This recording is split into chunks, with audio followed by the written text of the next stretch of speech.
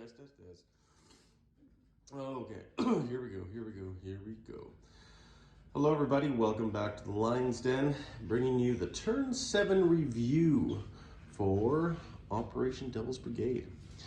And we are closing to the final turn of this game that we've had a lot of fun playing with. And right now, things are interesting, to say the least. It's been a very tight game. And hopefully the Allies will be able to pull out a victory in this game, but you never know. The dice are always fickle things.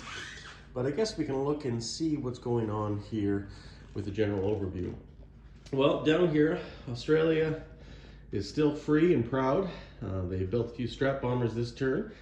And of course, the Commonwealth and the Americans have liberated Borneo and the Celebes from Japanese occupation. And more than likely, we should be able to hold those islands, keep a point away from the Japanese.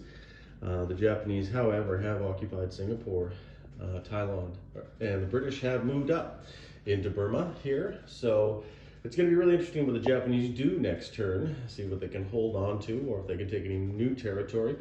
China as well, China's still,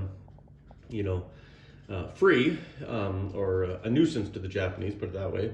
Shanghai has been liberated by the Chinese as they march towards the sea, but I can only imagine that the Japanese this turn probably might send some troops down from Korea, liberate Shanghai, or put Shanghai under Japanese occupation again.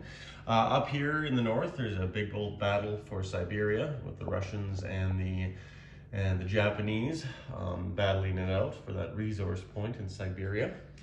And we have two massive fleets in the North Pacific, the Japanese fleet and of course the American fleet. We'll see if we get a Battle of Midway situation or something like that in the final turn.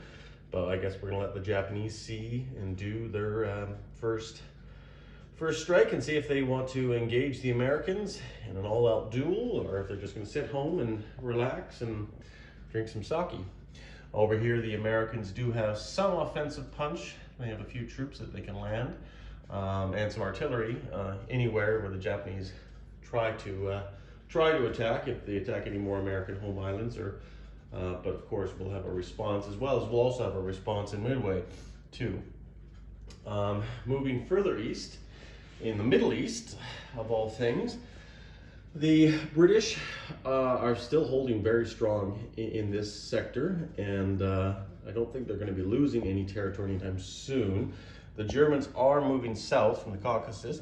They're going to try to probably hold on to that resource point, but they are encircled right now with the Russians, the British, pretty much in every direction. So we'll see what happens with that army group. That army group might be wiped out during this game, because you can see further north, there's nothing left. It's open territory for the Russians to come in and take as much territory as they want, unless the Germans can do something about that.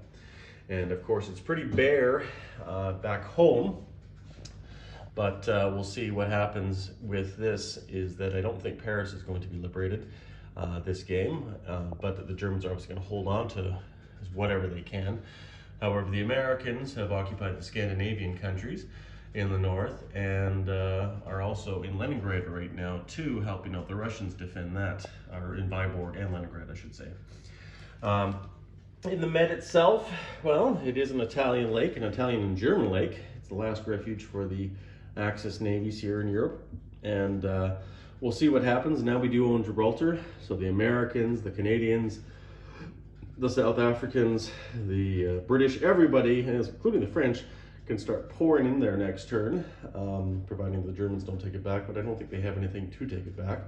I think they're just going to knuckle under and crawl and really hamper any advancement for the Allies. Down here, the Canadians have Brazil and Argentina.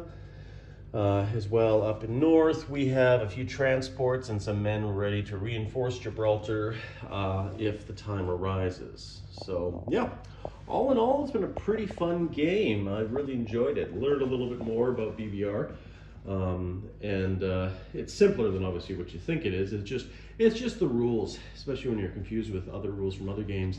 You hate to cross things over. Not a lot left in South Africa, obviously.